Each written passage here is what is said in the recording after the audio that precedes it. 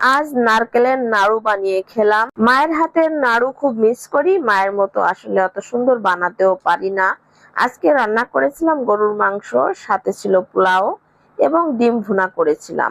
আসসালামু আলাইকুম, welcome back to my another new blog. কেমন আছেন আপনারা সবাই? আশা করি যে যেখানে আছেন ভালো আছেন, সুস্থ আছেন। আজ শুক্রবার, সবাইকে জুম্মা মোবারক। ছুটির দিন তো সকাল থেকেই কাজ শুরু হয়ে যায়। আর সকালে ঘুম থেকে উঠে যদি রান্নাঘরের সমস্ত থালা বাসন এভাবে ধুয়ে পরিষ্কার করা রেডি করা থাকে, তাহলে মনটা একবারে ফ্রেশ হয়ে যায়। সকাল সকাল উঠে রাতে ধুয়ে রাখা থালা বাসনগুলো আলাদা করে নিলাম। রান্নাঘর ক্লিন ছিল এবং রান্নাঘরে এসে মনটা ফ্রেশ ও লাগে।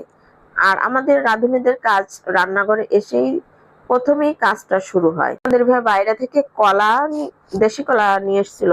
কলাগুলো অনেক সুন্দর ছিল। এই নারকেলগুলো গ্রাম থেকে কিনে নিয়ে আসছিল। গ্রামে আসলে আগের মতো গাছও পাওয়া নেই, গাছ কেটে ফেলা হয়েছে আর নারকেল এখন পাওয়া যায় না।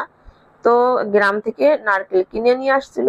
সে নারকেলগুলো আসলে এক সপ্তাহ ধরে ফ্রিজে রয়েছে। এগুলো নারকেল কোরানোর সময়ও পাইনি। তো নারকেলগুলো আজকে কোরানো হয়েছে। আপনাদের ভাইয়া আমাকে হেল্প করেছে অনেক। আর এই নারকেল কিছুটা আমি ফ্রিজে রেখে দেবো, আর কিছু নারকেল দিয়ে আমি নাড়ু তৈরি করব। আশ্বিন কার্তিক মাস আসলে নাড়ু খুব মিস করি আমাদের গ্রামে। এইভাবে আশ্বিন কার্তিক মাসে নাড়ু বানানো হয়।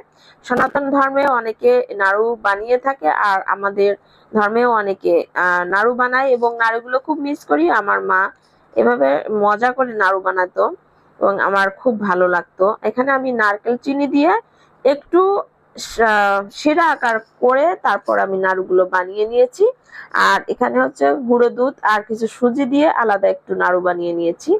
তো সবগুলো নাড়ু মোটামুটি হয়েছিল, মজার হয়েছিল, কিন্তু অতটা শক্ত হয়নি। আর মায়ের হাতের মতো আসলে আমি এত সুন্দর নাড়ু বানাতেও পারি না। এটাকে লাড্ডু বলে থাকে, আমরা নাড়ু বলে থাকি। আর সারাদিনে অনেক কাজ ছিল। আমাদের ভাইয়া এবং আমরা দুজনেই শুক্রবার অনেক কাজ করে থাকি বাসায়। কাজ শেষ করে আলবি এবং ওর আব্বু দুজনে মিলে নামাজ পড়তে চলে গেল। আমি এদিকে রান্নাতে চলে আসলাম। আমি গরুর মাংস রান্না করব, এই জন্য মাংসগুলো ফ্রিজ থেকে একটু বের করে ভিজিয়ে রেখেছিলাম। আর এখানে আলু পেঁয়াজ সব কাটার জন্য এখানে সুন্দর করে ধুয়ে নেবো। আগে খোসা ছাড়িয়ে নিয়েছি। পেঁয়াজগুলো সুন্দর করে কেটে তারপর আমি মাংসটা রান্না বসিয়েও দিলাম। আর ঝটপট করে রান্নাটা বসিয়ে দিচ্ছি। আর মাংসে একটু তেল কম দিয়ে রান্না করি, যেহেতু গরুর মাংসে চর্বি থাকে। আজকে মাংস একটু বেশি ছিল, আজকে হাতে মেখে রান্না করিনি। আজকে একটু মাংস রান্না করব মশলা কষিয়ে। ওদিক দিয়ে মাংস আমি কষিয়ে বসিয়ে দিয়েছি, আর এদিক দিয়ে আমি ডিম ভুনা করে নিচ্ছি। ডিমটা একটু ভেজে নিয়েছি আর মশলা কষানো হয়ে গেছে। এখানে মাংসগুলো আমি দিয়ে দিচ্ছি। আর মাংস একটু সুন্দর করে কষিয়ে তারপরে আবার কষানো পানি দিয়ে দিব।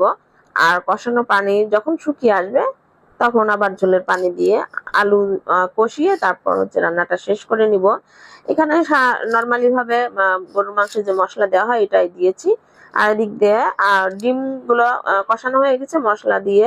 এখানে একটু জিরার গুঁড়া দিয়েছি আর সামান্য রসুন বাটা, লবণ, হলুদ মরিচের গুঁড়া দিয়ে ডিমটা ভুনা করে নিয়েছি। আর এদিক দিয়ে মাংসগুলো সুন্দর ভুনা বলতে কষানো হয়ে গেছে।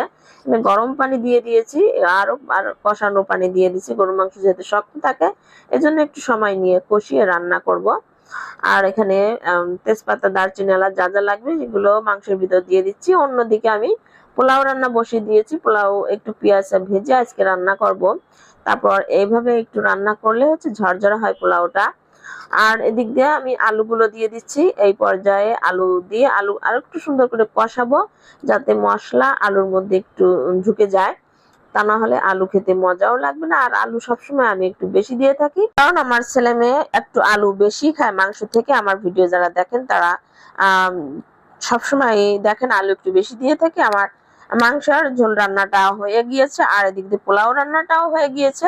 পোলাওর ভিতরে একটু গুঁড়ো দুধ দিয়েছিলাম, আর পোলাওর মধ্যে আমি সবসময় একটু গুঁড়ো দুধ দিয়ে থাকি।